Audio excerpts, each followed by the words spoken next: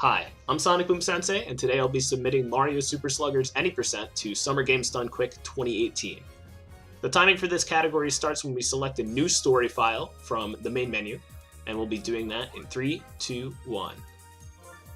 Right off the bat, I'd like to mention that we were playing on the Wii U Virtual Console version of this game because it loads the fastest and it saves a decent amount of time over disk. So once we discovered that that was the case, we just decided to convert right over to that. So that's why we're using the Wii Virtual Console version of this game. The story of this game isn't too complex. Basically, Bowser Jr. and Bowser are trying to take over the baseball island so they can use it for whatever malicious purposes they see fit, and Mario and friends have to try and stop them. To do this, all we have to do is collect 9 characters and then beat Bowser Jr. and Bowser in a baseball game. And in the Any Percent category, what we try and do is we try and get those 9 characters as fast as possible. So right here, we already have Mario unlocked from the start, and when we walk into his stadium, we get Luigi by default. We don't have to do anything to unlock him. But for the rest of the characters, what we have to do, for the most part, is complete various baseball missions to get them. And this may be trying to do different swings, doing certain pitches, trying to field, doing stuff like that. It's basically meant to teach you how the game works, and gives you an incentive to do so. So just to start off, we're going to be collecting Blue Noki. And we're going to be getting a lot of the same type of character because they're often located in similar parts of the game. Just to start off, we're going to be doing one that shows off different swings of the game. And there are 4 different swings in this game mainly. They're the bunt, the charge swing, the normal swing, and the star swing. And right off the bat, what we're going to try and do with all of these is hit them foul. Because if we do hit them foul, then it saves a little bit of time because we can skip the animation that comes right after where it pops up with good or great or whatever it may be. So you see me trying to hit them down the line there. It's a little bit harder than it looks because you have to time it so that it's not so early that you miss it or not too late that you miss the ball completely. Like right there, if you actually do a star swing early enough, you completely miss the ball, but it goes straight forward. So you'll see me here. I'm going to be bunting straight down the line. And because it goes foul, I'm able to skip that part right there instead of waiting for the screen to fade to black. And just like that, we've unlocked Blue Noki as our first character. It's possible to hit all of those balls foul there, but because of how hard it is sometimes, I just aim for the line just for it to be safe. And right there we have a third of the characters we already need. So right next, Lakitu just basically tells us that we have to go and unlock more characters in order to get enough for our team to go fight Bowser. So we're going to go and get Green Noki right now, which has one of the easiest missions in the game is throwing a charge pitch. There are different types of pitches in this game too, but just solely based on the speedrun aspect of it, we only do normal pitches because you don't have to charge them up, and they go relatively fast on their own. So doing a charge pitch wouldn't necessarily make things easier to do. So just doing these 3 charge pitches is all you need to do here. You don't need to put them in a specific spot, you just need to put them right down the middle, and you've unlocked Green Noki right there. And you'll actually see that some of the characters that we get in this route are joined together, so we don't actually have to do a mission to get them. Red Noki is actually one of them. He's a nice guy, so he's going to let us have him on his team just because we have the other 2 Nokis unlocked. And because of that, what we used to do here is we used to get 3 more characters that were in Mario Stadium, so we didn't have to leave. But a couple of years ago, we found out that it's actually faster to go and get the Shy Guys that are in Yoshi Park because you get both of them at once when you do a Piranha Plant minigame with them. So if we unlock both of those characters at once, it's actually faster than staying in Mario Stadium and getting them. So shout outs to the community for actually getting that done. That was actually something that was done before I even joined. So there was a pretty tight-knit group of people that ran this game before I started running it. So it's really good to see what kinds of things they came out with. So right now we move into Yoshi Park. This is one of the various places you can visit in the story mode. We explore more of them in different categories of the game, but we only have to go in 3 of them to unlock the characters we need to get. So for this, all you need to do is point at the screen and press A to shoot the Piranha Plants down. They operate on cycles, so it's actually random where they pop up, but you have to get 3 different cycles of the Piranha Plants down for you to progress and unlock the Shy Guys. So right here, you'll just see me pointing at all of them and reloading when I can by shaking the Wii Remote. Oftentimes, I just try and get as many as I can that are easy to get before rapidly shooting them, because oftentimes that'll cause you to miss, and if you have really bad cycles of these, it can actually eat away at a lot of your time. So you'll see me taking my time in getting these. Like right there, you actually saw me aim really fast and shoot right above him, so it's actually very important to shoot them in the right place.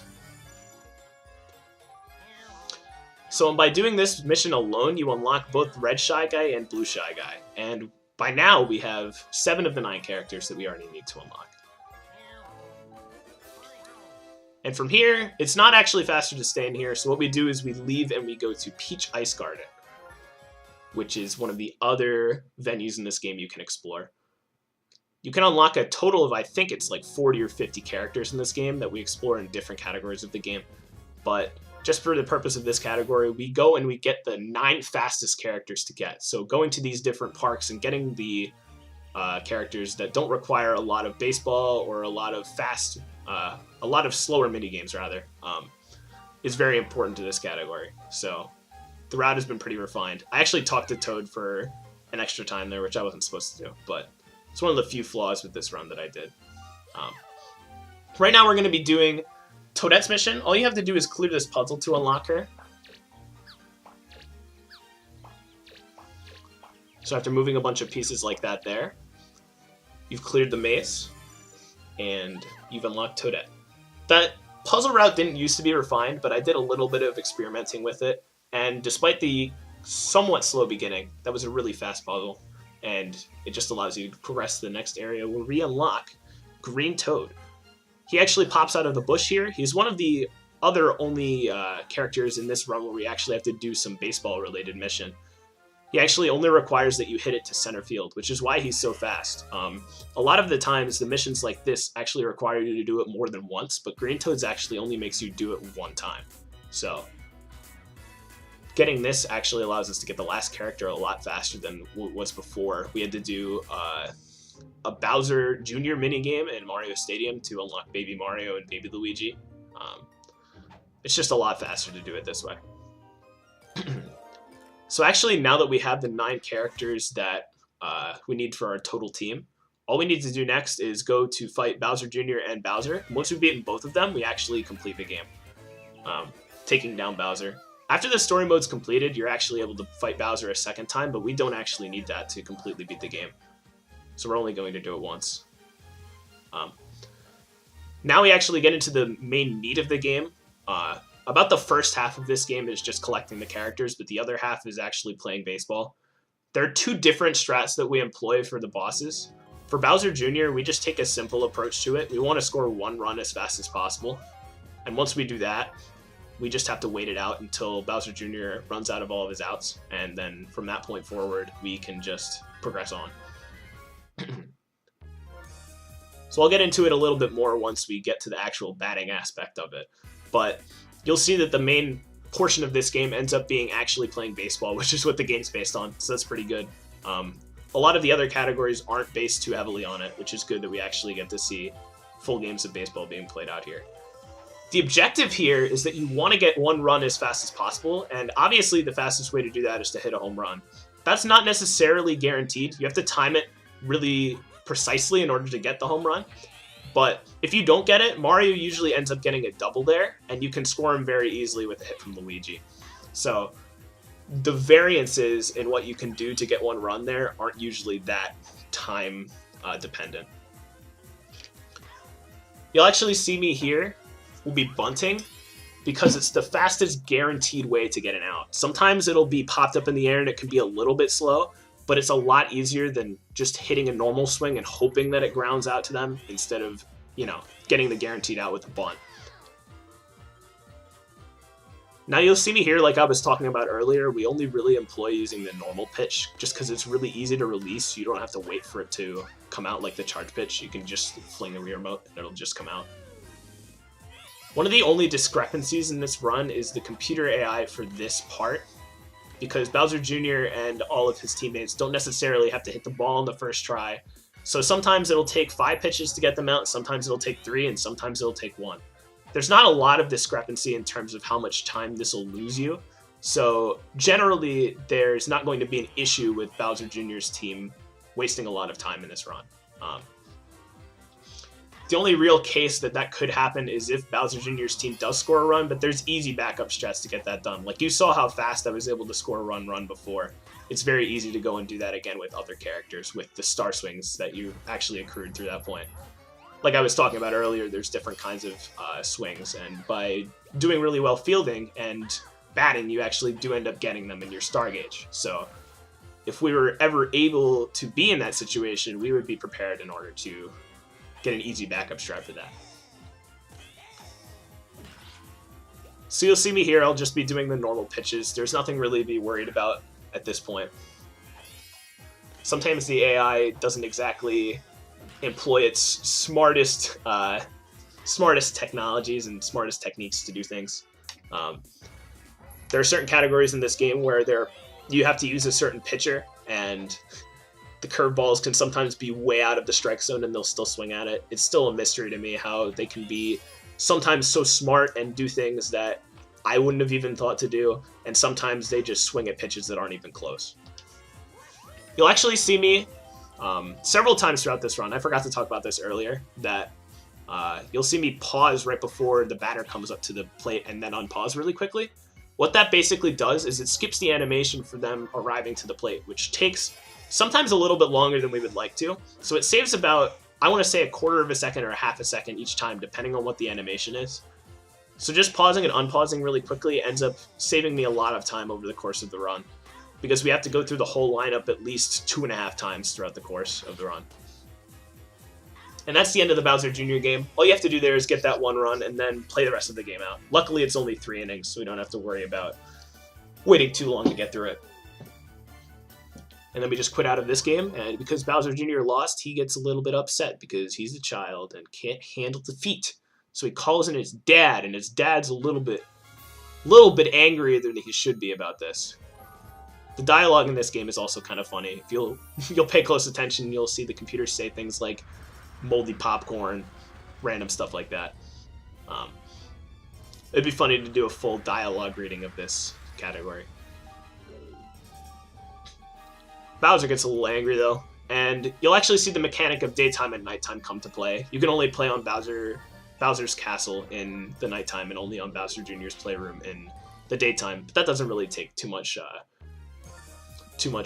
account into this run. You'll see me really quick, I'll change the lineup, and one of the reasons we do that is for chemistry. Chemistry basically means that the two characters are compatible with each other, they can do certain special moves in the outfield, and what's more important to me right now is that they allow you to use air items when you're up at plate. So you'll see me, I moved 2 characters in the beginning, and that's because I wanted to make sure that we had the most chemistry possible in the lineup. So the first 4 characters are going to be able to use air items. Because we get those characters so fast in the beginning, we're not focusing on the chemistry they have together. So we just want to make sure we can make the best possible lineup with the characters that we have. And you'll see me with the first 2 batters up, I'll use charge swings because Mario and Luigi are capable of hitting it a lot farther than the other characters that are actually unlocked throughout the game. So for the rest of it, I'm going to be playing it a lot safer by doing normal swings. And if I time them properly and aim them in the right place, I either want to hit them in the holes between where the fielders are on the third base or first base side, or I want to hit it straight up the middle. And by doing this, you're able to hit the normal swings so that it doesn't necessarily end up right where the fielders are, but it hits it just far enough to where you're able to get a single or drive a run in. And that's really important in this game because what we're trying to do here is do mercy rule. I probably should have explained this right when we started, but it's better to explain it right now. Before, what we were doing was we were getting 1 run and then riding it out by just bunting away because we wanted to get it done really fast. But right now, the fastest version of completing this game is to get 10 runs without letting Bowser score any, and then finishing out the game by just shutting them out in 1 inning, because the mercy rule for this game is that you have to be ahead by 10 runs. And because this is a 5-inning game, it ends up being faster that you want to try and score 10 runs in this inning than trying to just score 1 inning and ride it out. So that's why it's really important that we make sure we don't get 3 outs here, because if we do, then we'll end up going into the 2nd inning, we can risk Bowser scoring a run, and it'll just take longer in general. Because we have to get 10 runs in this 1 inning, sometimes it becomes an issue to whether you're able to actually get all 10 runs without getting 3 outs. And because this is the case, we do like to employ strats sometimes where we do 2nd inning mercy or 3rd inning mercy.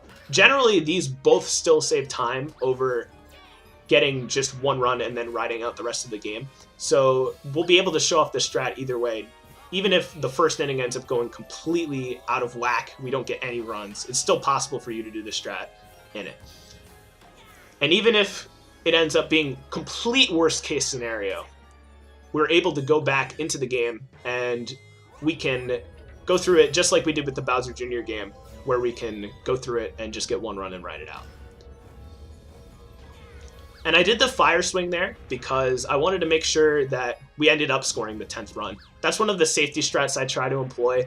If we end up having 9 runs and it's easily able to be scored, I would have done a charge swing or a normal swing, but I wanted to make sure that Mario was the person that drove in that run, so we didn't have to worry about maybe only getting 9 runs. And you'll see me there, I make Mario steal on purpose because it'll allow for an easy double play as opposed to making him stay there and wait for longer. And now we have 3 outs. We got through it completely fine. 10-0. All we have to do is get through the batters at the end. I actually went for an attack in the field there because normally it'll flip from the second baseman to the first baseman, but I was a little bit too far away. So you get to see what actually is called a buddy strike. It'll hit it towards one player, and if they have chemistry together, then you'll actually be able to do a really fast throw. And that's the end of the game right there. The end of this actually ended up being a 15:59. The world record for this game is a 15:51 by myself. And one of the reasons I wanted to make sure I got a run like this is because it showcases the Bowser Mercy that I've wanted to display to any sort of Games Done Quick run, because I think this is one strat that's really unique to the game that I play. It allows you to use the mechanics within the game and get through something in a lot faster version of what I showed in the Bowser Jr. game. It actually showcases a lot that goes on in the game. Like I can show you the charge swings, I can show you the placement of the balls, I can show you how you use error items. A lot of the times in speedruns of sports games like this, you just have to ride it out and just get one run or get one basket and run the timeout just so that it looks like you get through it the fastest, but it ends up looking really boring. I think the end of this run really showcases what sports games could be at a Games Done Quick. It really showcases what Mario sports games can look like in a speedrun setting without looking completely boring, like in the aspect of maybe a Mario basketball game or a Mario soccer game or something like that. So I hope you consider my run if you're looking for a run that has this kind of different, unique aspect to it. And I just hope you take me into consideration. I hope that you enjoyed watching this run, and I hope that I was able to explain anything and everything in a correct fashion. If you have any questions, anybody who's watching this video, if you have any questions, leave a comment down below if you want to know. I'll be sure to try and answer it. This is a very small, tight-knit community, and I hope you guys just enjoyed this video. Thank you for watching, and I will see you guys soon.